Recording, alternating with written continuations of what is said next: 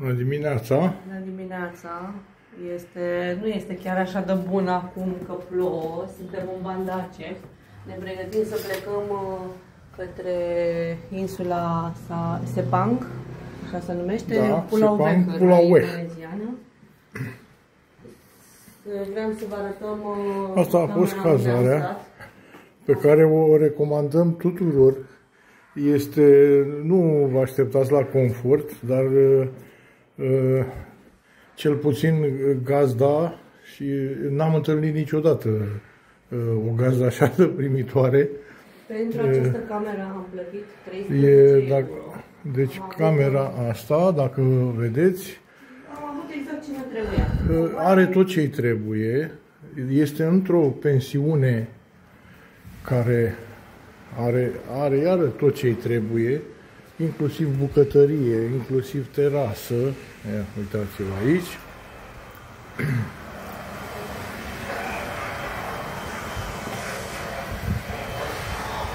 Așa arată Bandace la 8 dimineața. Sunt terase. Din câte observ, are 16 camere, din care una probabil este a gazdelor. Da, avem și... Mie îmi plac foarte mult animalele de pluș. Da, avem prieteni. E gazda noastră. Și... Stau aici să-mi savurez cafeaua împreună cu prietenul meu, Panda,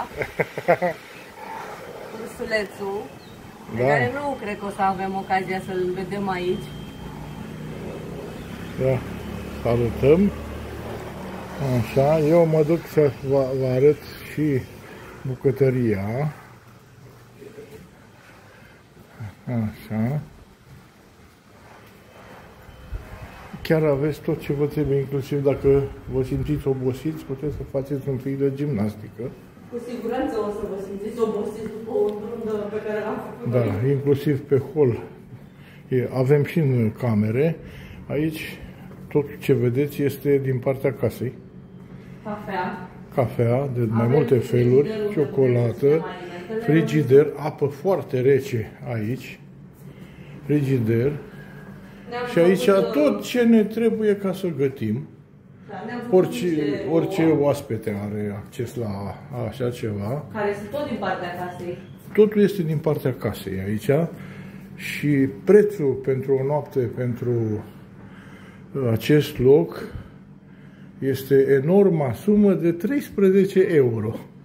Dacă vă vine să credeți. Deci pentru doar 13 euro pe noapte aveți tot treaba asta. La vreo 300 de metri de aici este un magazin, un Alfa Mart, care e un fel de market în care găsiți cam tot ce vă trebuie. La câteva sute de metri de magazinul respectiv o să găsiți un bancomat. Sunt mai multe bancomate. Da, noi am umblat puțin aseară, mai ales că eram obosiți și până la urmă ne-am lăsat ghidați de Google Maps, care ne-a arătat drumul către bancomat. Nu prea înțelegeau ei ce căutăm și ne era greu să ne facem înțeleși. Da, o singură problemă aici este că foarte puțină lume știe limba engleză. În schimb sunt foarte serviabili. Da, toată lumea râde și vrea să te ajute. Sociabili, da. Și doar că, atenție la bancomat, bancomatele de obicei au limită de sumă de extras. La noi a fost 1.500.000,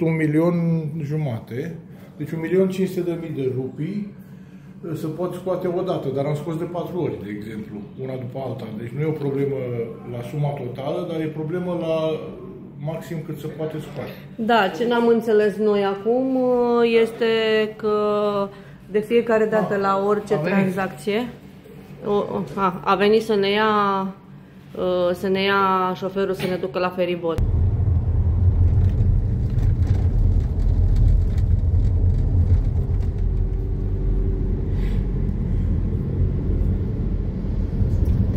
This here, Tsunami Mars. Muzeul Tsunami. No museum. No muzeum. Yeah, tsunami. Tsunami victim. Este memoria victimelor. Yeah. All people dead. People that Here are... Yeah, Tsunami Mars. Ah, Yeah. In here. it's the cemetery here. Yeah. 47 1,100 people. 47,000. Yeah. Yeah. Okay, I know it was a lot of people. It was the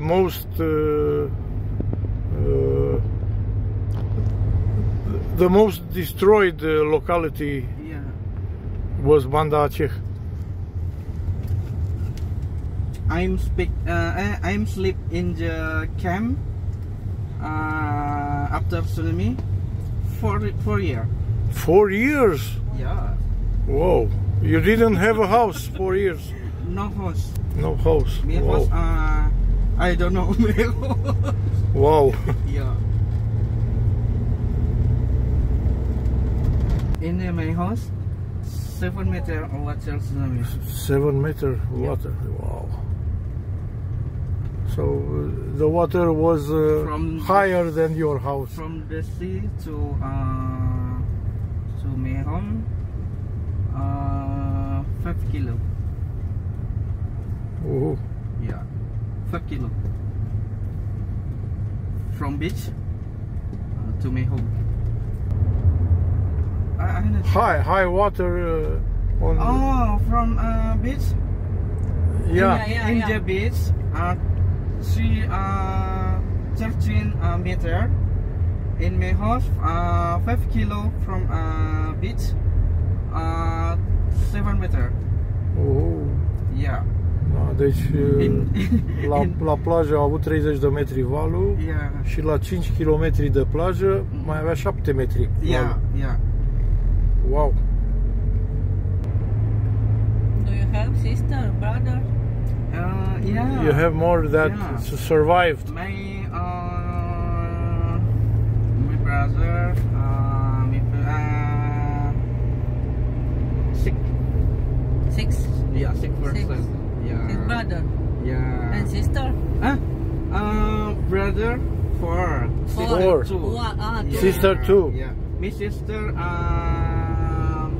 young Paul is dead. Mm. Ah, My yeah. sister Paul is dead. One girl, sister. Yeah, yeah. O fată a murit, Yeah. sora lui. Da, a murit în tsunami. Yeah. And your mother. Yeah, my mother, I don't know. N-au mai Maybe găsit-o. in the Mars tsunami. Aha. Yeah.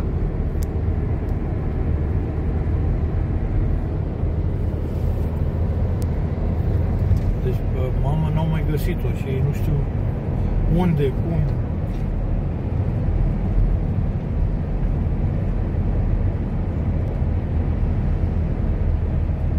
Yeah, we are making a tourist vlog on YouTube, and we will tell your story too. You will be on YouTube. Yeah.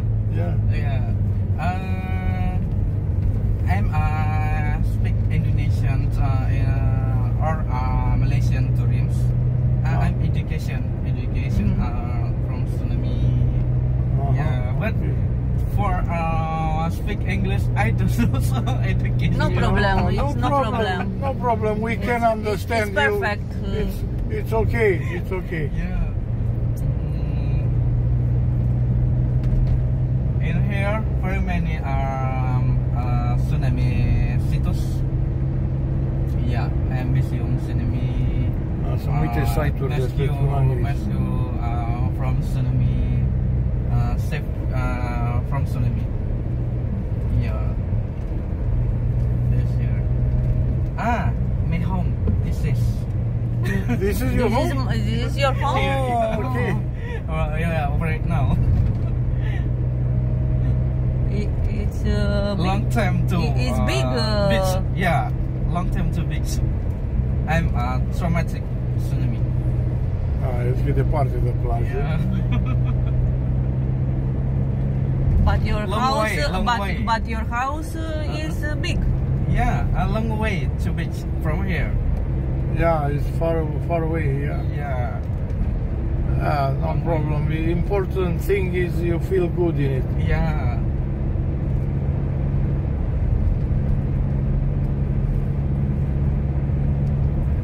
I'm traumatic tsunami.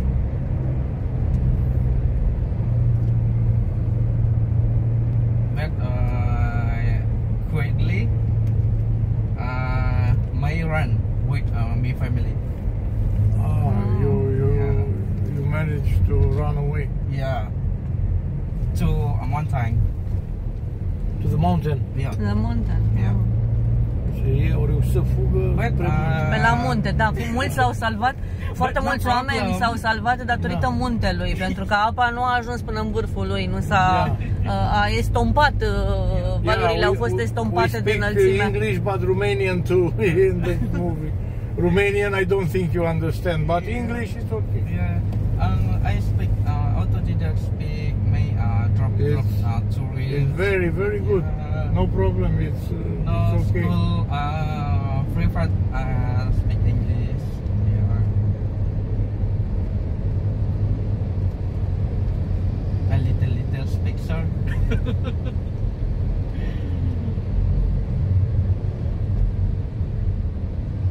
And your father? My father is dead from COVID, but no COVID. Healthy, sick healthy. What did I say? The COVID. Yeah. The COVID. Jokowi, right now. Jokowi.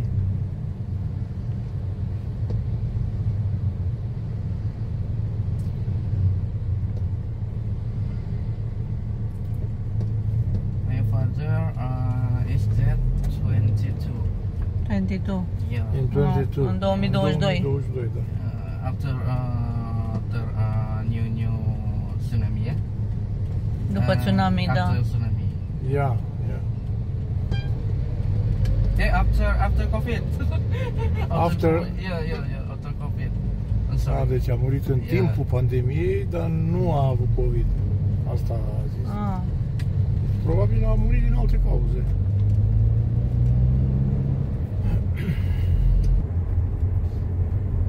Da, și pentru 30 de kilometri, ăștia 20 de minute, 30 de minute, 20 de kilometri, care probabil să fac mai greu că e trafic, am plătit 120.000 de rupii. Da, undeva în jur de 40 de lei. Nu, mai puțin de 40 de lei. 26 de lei sunt 100.000 de rupii. Da, încă nu Nu, știm deci am plătit 30 de lei, ceva de genul ăsta. Pentru un drum cu taxiul.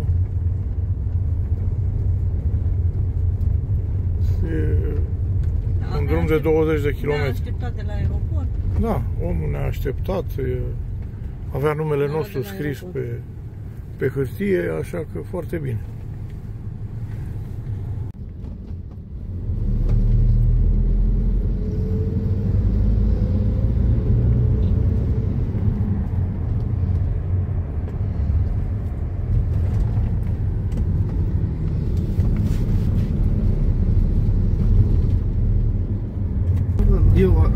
You come back here? Yeah, we'll call the manager and he will tell you when to take us to. I understand. Okay. Yeah, we can talk only on WhatsApp. No phone for us, but WhatsApp it's okay. Okay. We have a SIM. We have a SIM card, but without phone, only internet. Internet. Okay, no problem. Cam așa arată orașul. O să avem ocazia să-l filmăm la întoarcere. Da, la întoarcere o să filmăm mai mult în Banda Aceh și toate filmulețele din Banda Aceh le vom pune într-un singur vlog. Pentru că o facem în două reprize. Acum mergem din insulă. Și la întoarcere o să filmăm, pentru că avem autobuzul seara spre Chetambe. Da, autobuzul spre Chetambe, spre junglă, e seara. Așa că avem la dispoziție dispoziție o zi întreagă. Aproape o zi, da. Ca să explorăm orașul. Da, cred că cu același șofer care îl vedeți, care este singura problemă e că nu prea știe bine engleză, dar e un tip foarte amabil, râde tot timpul și foarte serviabil și cu el cred că o să facem un fel de tur al Banda Cehului și atunci vom arăta și mai multe. Deci tot în acest vlog, în partea a doua veți vedea orașul și dacă vom putea să aflăm detalii mai multe despre tsunami în primul rând. Pentru că oamenii ăștia chiar au avut o lovitură cruntă atunci. De altfel, orașul acesta a fost cunoscut sau a devenit cunoscut pentru acel devastator tsunami. Da, este localitatea și aici astea sunt locurile cele mai distruse dintre toate acel tsunami. Aveau în jur de 300.000 de locuitori și undeva gen 200-220.000 au pierit atunci.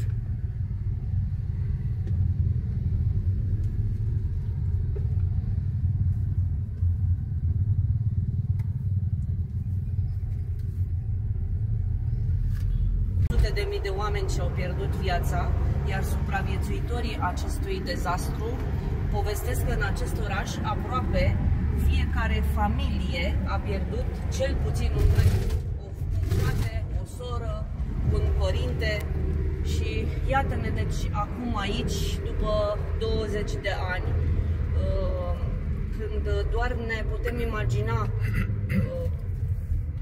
ne putem imagina cât de greu s-a putut reface această regiune. Sunt povești emoționante ale acestor oameni, de altfel una dintre poveștile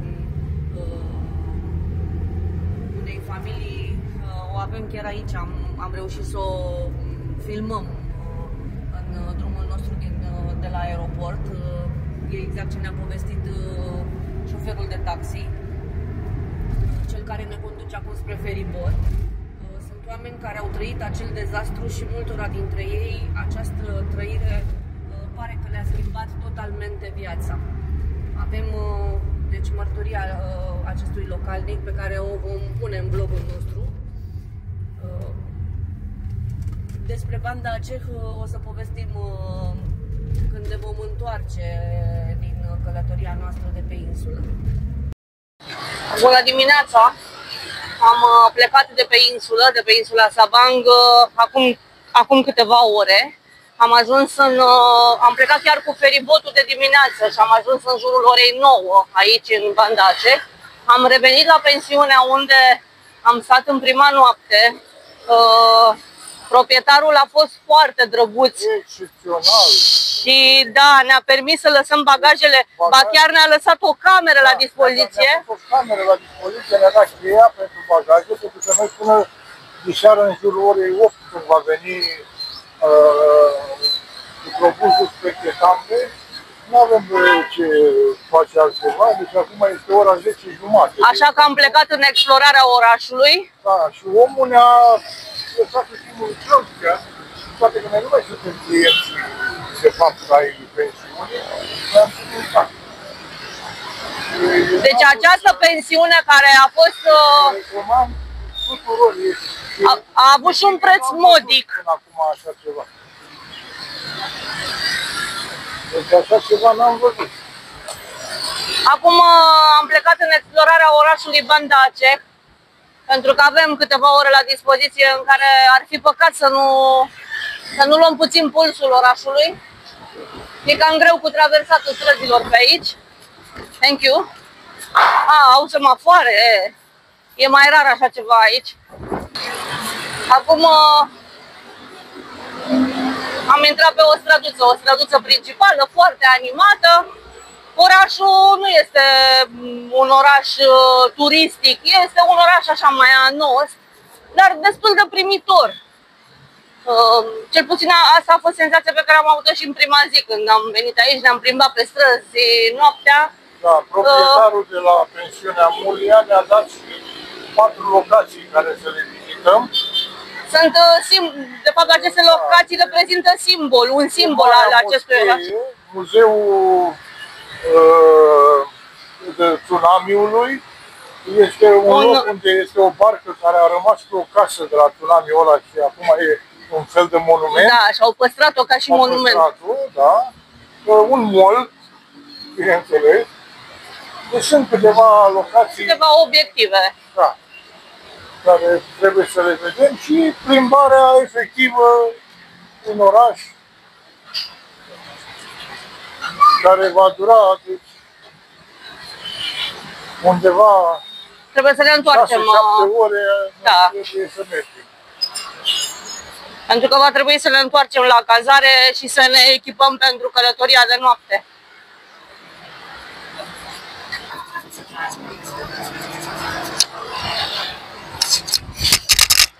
Înainte.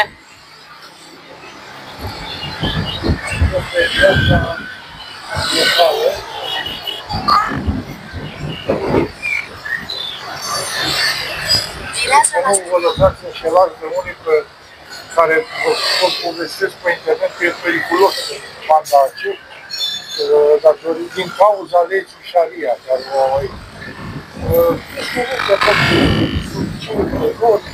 nu e nimic.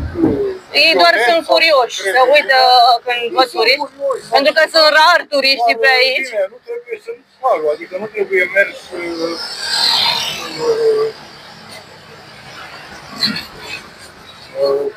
să nu mergi doar în maieu, în pantaloni scurți, femeile, așa, atât, să nu bei pe stradă, să nu ți beat, ceva, deci aici da. Deci nu cred că ai un să bei aici. Să nu țipi, să nu udri, atât, dar astea sunt chestii de bun simț oricum. Dar noi, inclusiv, acum câteva zile când am venit prima oară aici, era seara, era ora 10, și noi am mers pe aici și chiar n-am simțit niciun fel de pericol, nimic. Am și discutat, după cum ați văzut, probabil, sau veți vedea în vlogul din insula Weh, în care am avut un mic interviu cu proprietarul unui bungalou de lângă noi și ne-a explicat și ne-a spus și el același lucru. Chiar nu e niciun fel de pericol pentru turiști sau pentru acela. Deci nu vreau alte gânduri sau alte lucruri. Noi suntem în mijlocul orașului, asta e partea cea mai clară. Sunt niște chestii locale aici. Au și o cafea. Cafeaua e renumită aici în Banda Aceh. Este șocolat. Ah, yes. Șocolat. It's hot chocolate. Yes. Hot chocolate. Și au și pungi de cafea așa, dar nu avem ce face cu ele.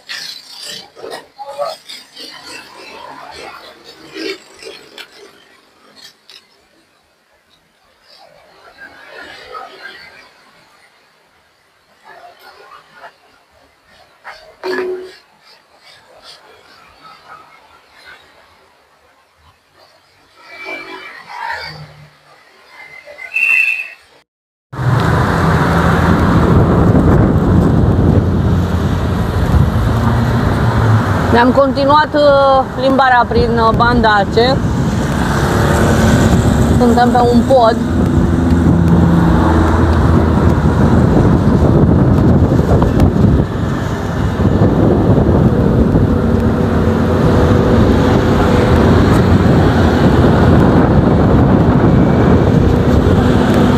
Din păcate nu știu cum se numește podul. Acesta este traseul spre moschee, Baituraman. Da, e Marea Moschee, Baituraman, aici spune. Bine, drumul mai sunt 1,5 km, deci... Moscheea cred că este undeva în dreapta noastră, pentru că o putem zări de aici. Deci, cum spuneam, aici este zona care este imaginea care face dovada de plină că suntem aici în Banda Aceh. În stânga noastră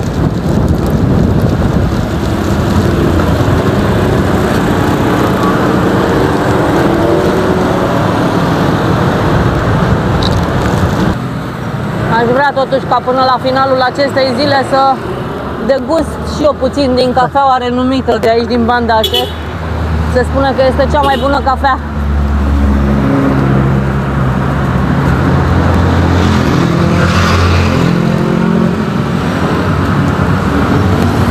Cred că aceea este moscheea. Dar cumva va trebui să traversăm. Da, nu știu Suntem cum. prinși în... Trebuie să se termine traficul, să vină vreun semafor. Suntem prinși aici între mașini. Uite, pentru Laura, dacă vrea ceva bazar de magazine de haine pe acolo, știu sigur că vrea.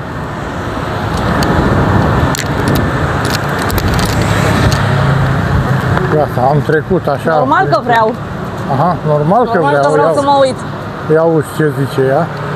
Pe mine mă tot agașează GPS-ul, că eu i-am băgat ceva Baitur Rahman, dar cred că n-am băgat moscheea. Că deviem de la traseu. Suntem la moscheea Baitur Rahman din Banda Aceh. După cum vedeți, m-au echipat la intrare. Am fost obligat să ne descălțăm. Acesta este Asta e regula. Iată cum arată. Ni s-a permis să filmăm doar afară, înăuntru nu avem voie.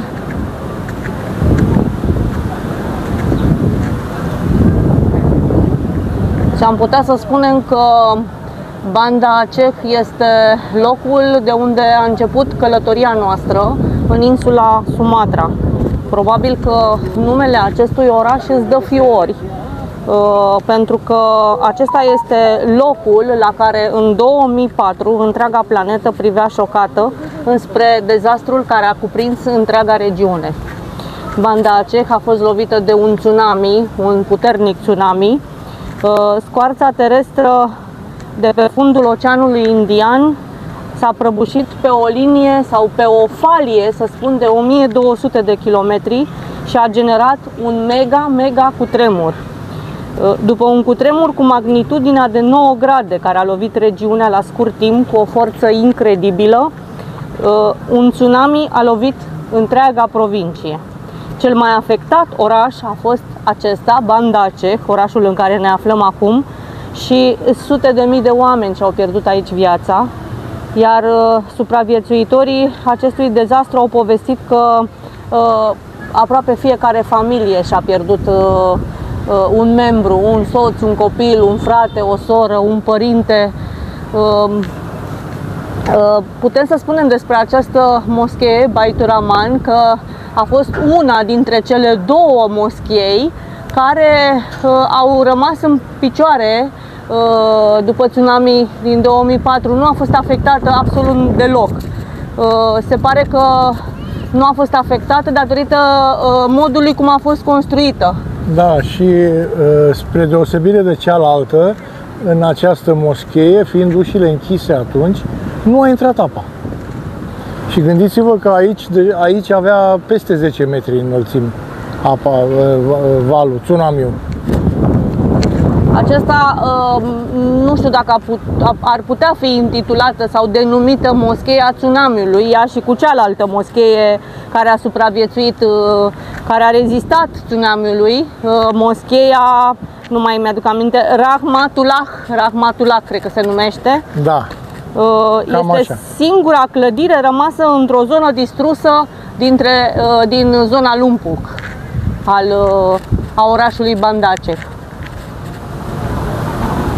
Iar această moschee în care ne aflăm acum a rezistat presiunii valurilor în 2004.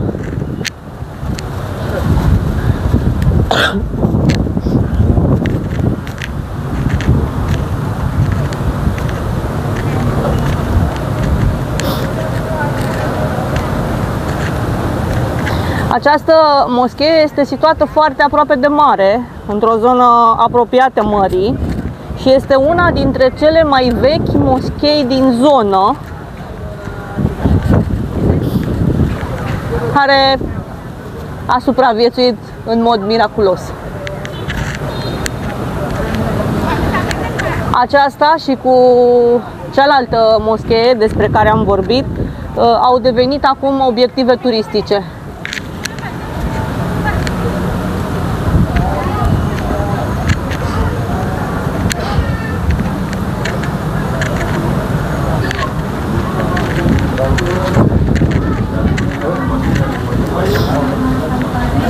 Este foarte multă opulență aici.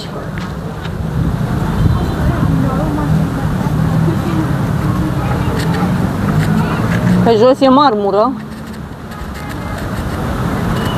Nu? Da.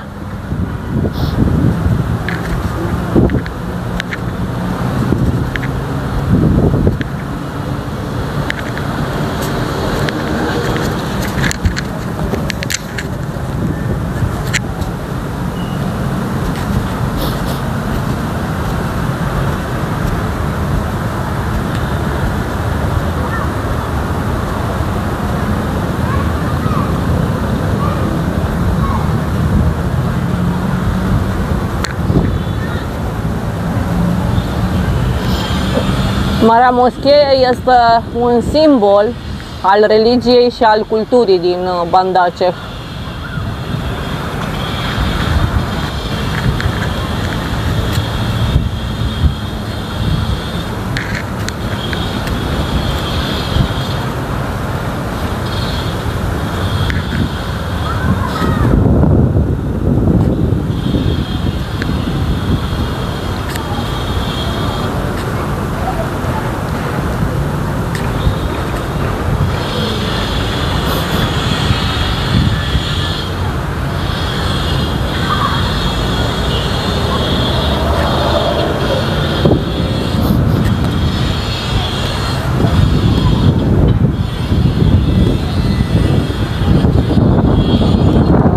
La înființarea acestei moschei și până în prezent aceasta a fost renovată de foarte multe ori.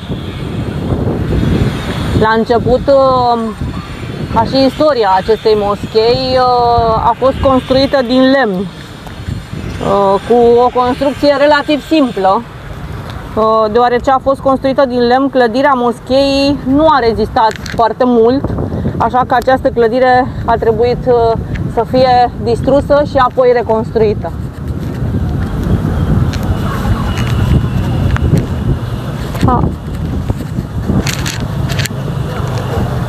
Eu mă chinui cu această pelerină. Trebuie, în ciuda faptului că am avut șapcă, că purtam șapcă, totuși nu a fost suficient. Trebuie să ai părul acoperit. Da, numai fața să mai fie liberă, atât. Astea sunt regulile aici, într-adevăr, na, legile un pic mai... Suntem desculți? Da.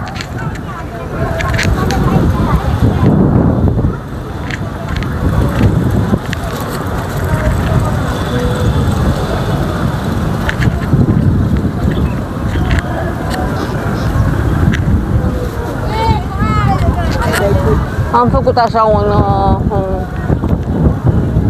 periplu pe aici. Mai mult decât atât nu avem cum să vedem. Putem să ocolim și prin spate. O să mergem puțin în spatele clădirii. Chestiile astea, stâlpi ăștia care îi vedeți, ăștia de fapt se desfac și sunt ca niște ciuperci. Acum probabil că nu e ora când sunt ora, am impresia că atunci când e ora rugăciunilor, că văd niște boxe, nu știu exact care e rolul văd lor. Niște boxe și ele se desfac ca niște umbrele. Și arată superb când sunt desfăcute, sunt maestuoase așa. Dar nu știu de ce sau când se deschid. În fotografii le-am văzut și deschise. Acum live nu.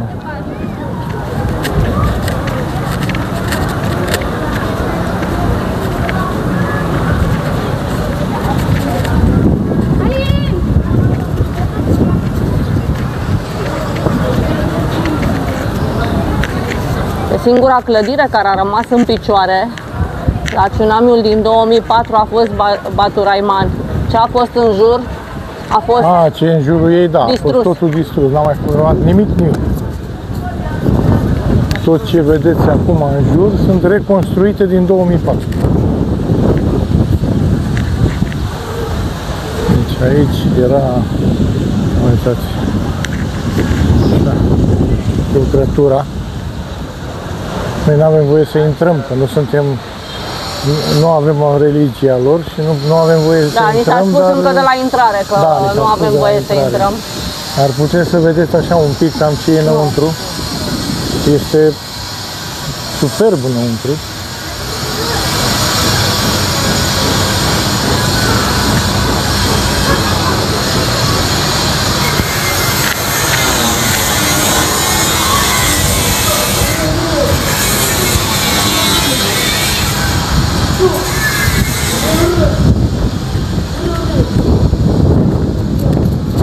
Cam aceasta este.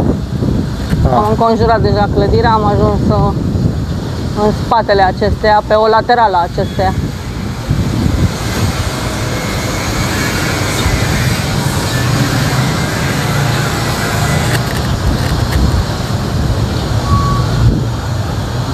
Nu știu dacă acestea au fost clădiri care au rămas în picioare, acesta de lângă clădire au rămas în picioare după cutremurul devastator, după tsunami, dar se pare că din ce povestește lumea, nu. Dar parte din clădiri, probabil. Pe lângă că a fost înaltă apa, a avut și viteză foarte mare, vă dați seama de forța cu care a venit apa. Se spune că aici, în zonă, a avut o înălțime de 12 metri. În zona asta, pentru că la mal a avut 35 de metri. Dar s-a mai oprit în clădiri și aici e un pic mai sus și aici deja avea vreo 12 metri. Da, iar cealaltă moschee este chiar situată chiar pe malul mării. Moscheea a fost îngropată efectiv. Deci moscheea are undeva 10 metri ea și acolo valul a fost exact la mal, a avut 35 de metri înălțime. Deci vă dați seama, moscheea era complet astupată de apă și totuși a rezistat. De asta, poveștile oamenilor de aici sunt chiar absolut impresionante. Impresionante, da. Deci au trăit o Fiecare dramă. Dintre ei povestește cu durere în suflet cum un membru al familiei sale a pierit. Cel puțin un membru, da. Aproape în fiecare familie există cel puțin o persoană pierdută. Tragedia și mai mare este că, pe lângă faptul că 2/3 din populația orașului a pierit,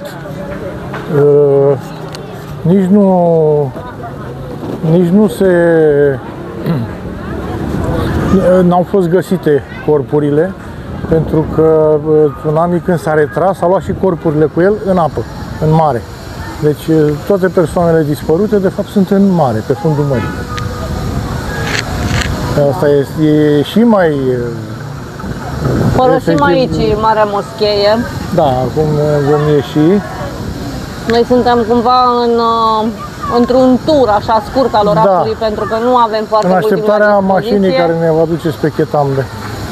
Dar am vrut să bifam acest obiectiv pentru că acesta este un simbol al acestui oraș. E obligatoriu, cine vine în banda aceea trebuie să vadă și moschea. Suntem în continuare pe traseul tsunamiului. Am venit aici să vedem acest monument. Bine, nu e chiar un monument, e ceva real. Da, este un simbol, a rămas un simbol al orașului Banda Aceh, această barcă.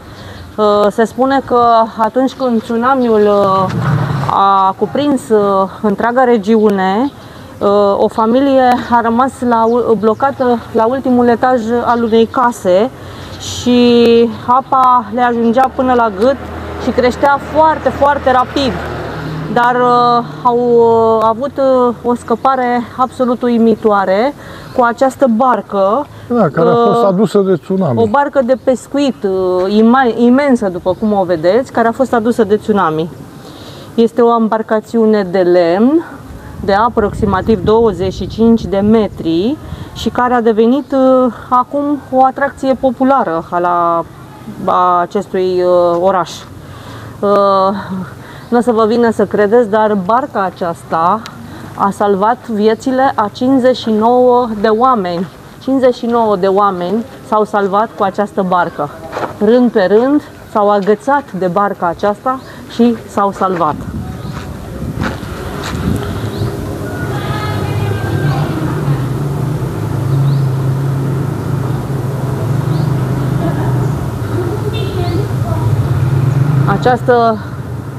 Această casă mai rămăsese încă în picioare. Atunci era singura casă din regiune.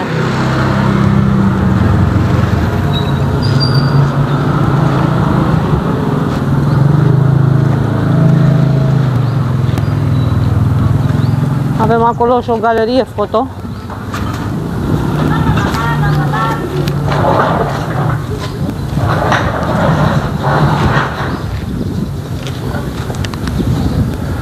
Merge un pic până la ea. E amenajat. Da, se spune că astăzi barca este venerată ca și arca lui Noe. Păi parcă știai și ai citit și o poveste despre ea. Da, este o amintire vie a ceea ce s-a întâmplat atunci. De fapt, nu e o poveste, e chiar întâmplarea reală. Foarte mulți oameni au murit atunci la tsunami pentru că nu știau să înnoate. Aceasta este barca salvatoare. Da.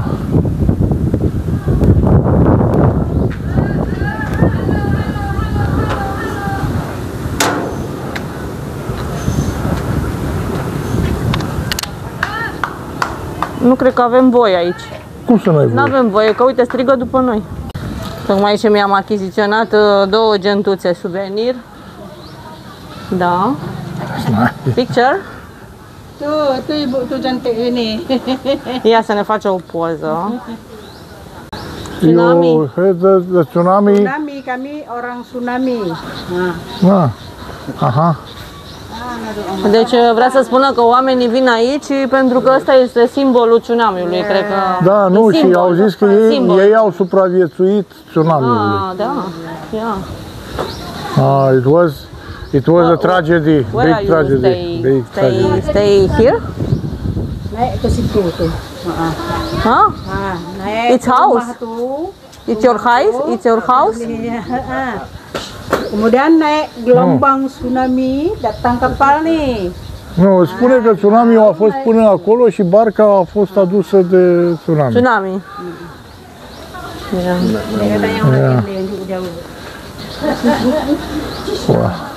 Bye. Poveștile sunt... Goodbye, thank you very much, thank you. Bye. Încercăm să urmărim mergând, there and there, ok. Mergând așa pe traseul tsunamiului. Yeah. Bye. Bye. Deci avem în dreapta noastră și un cimitir. Presupun că este un cimitir făcut după tsunami, care a apărut după tsunami, pentru că sunt convinsă că tsunami l-ar fi măturat. Probabil pietrele au rămas, dar pământul a fost făcut praf. Hello.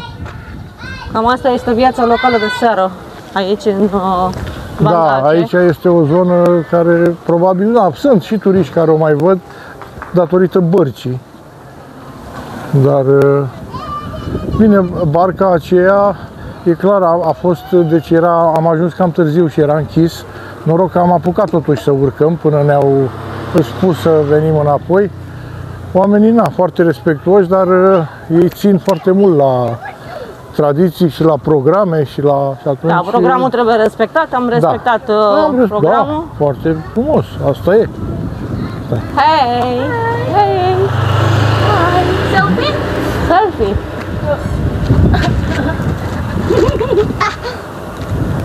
Hai, să faceți o pozică. Nu, dă-i în sus, așa. Să vă prindă pe toți. De sus să face, Laura. Las că să vede foarte bine. Fă-l de sus, așa. Hai să face și ea. Uite, vezi? Mai de sus, așa. Want to... Thank you.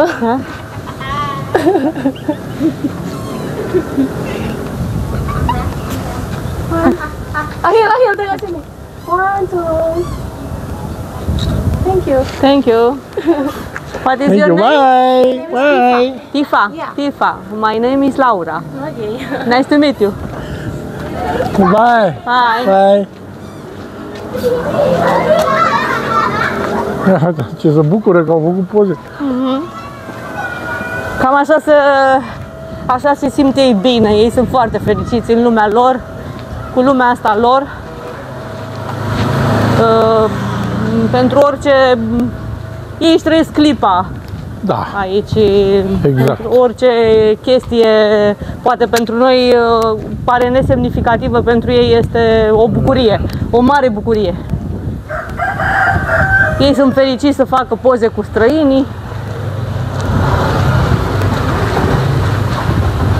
Acum o să ajungem la... Hello! O să ajungem la un râu unde este și un fel de mic port, unde sunt numai embarcațiuni vechi, pescărești, embarcațiunile lor cu care își câștigă existența, pescarii mai ales.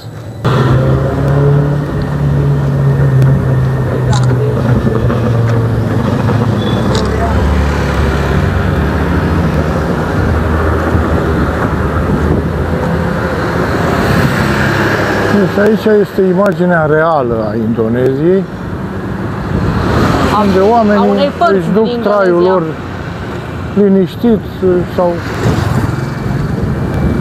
Dar ce am remarcat aici este că oamenii, deși sunt foarte săraci, cea mai mare parte a populației este foarte săracă, ei sunt foarte fericiți așa cum sunt și sunt Da, își duc sărăcia sunt foarte liniștiți. în liniște.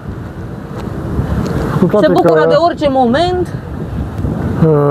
Banda Acehu, înainte de tsunami, a avut și o perioadă foarte tumultoasă în care aici a fost un război civil, undeva până prin anii 2000.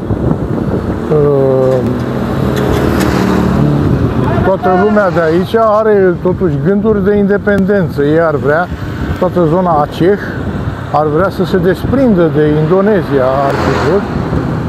Ceva gen cum sunt cei din Irlanda de Nord, care ar vrea să se desprindă de Anglia, așa și cei de aici. Și războiul civil a lăsat urme adânci. Da, iar Banda Aceh a fost cunoscută drept un port strategic și un centru comercial pentru lână și mirodenii.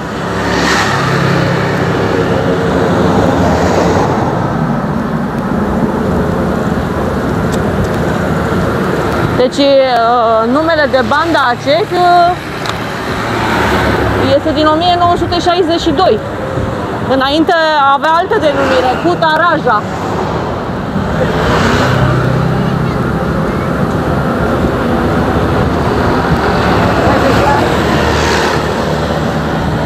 Cam așa arată, este dezolantă imaginea. Da, e dezolantă imaginea. Imagine cu... Este foarte multă mizerie, de asta vreau să vă arătăm și fața asta nevăzută a Indoneziei. Nu numai fața văzută prin ochii turistului.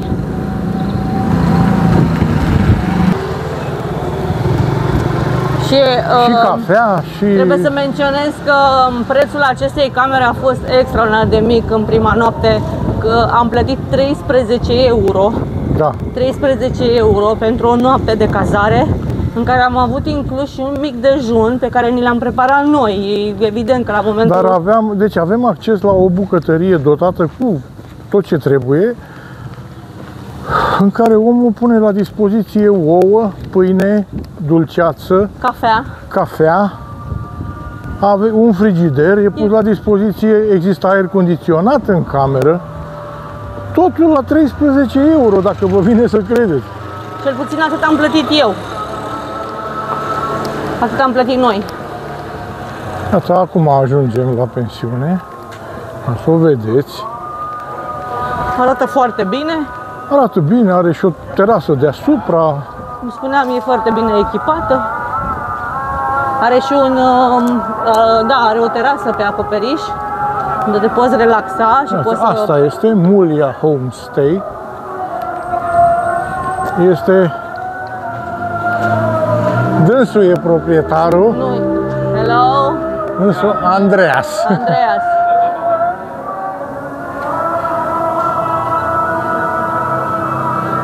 Este excepțională pensiunea. Ne invită la o cafea din nou. Da. Da. Deci pensiunea se numește Mulia Homestay. Mulia Homestay. Homestay. Și cum v-am spus, o să vedeți și în descriere și vom afișa și aici pe ecran numărul de telefon.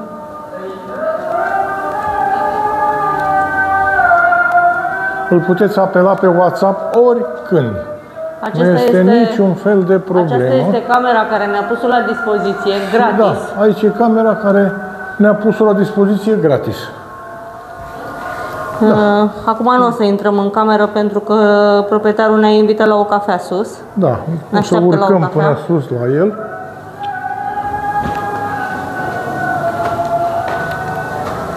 În prima seară ne-a dat și o carte. Da, o carte despre tsunami. Însă n-am avut, eram foarte obosit și n-am avut timp să o frunzărim.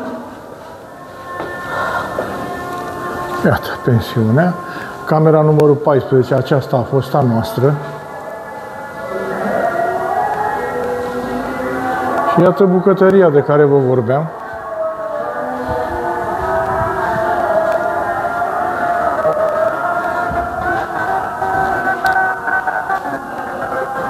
Și asta este bucătăria, apă rece de la dormitor, frigider.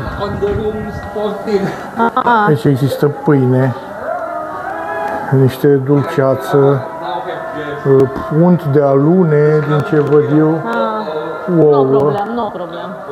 toată, aragaz, tot ce vă doriți. E dotată, farfurii, tacâmuri, orice ce. Andreas. Hello. Hello. El este proprietarul pensiunii. The best homestay owner I ever met. Yeah, no, I'm not exaggerating. We are traveling for 20 years now. We are traveling, but I never saw a guy just like you. Thank you very much. Yeah, you're amazing. Thank you very much. Thank you for all. The vlog, I'll put even on the description of the name. We will promote you. Thank you very much. No problem. You deserved it. Yeah. Thank you.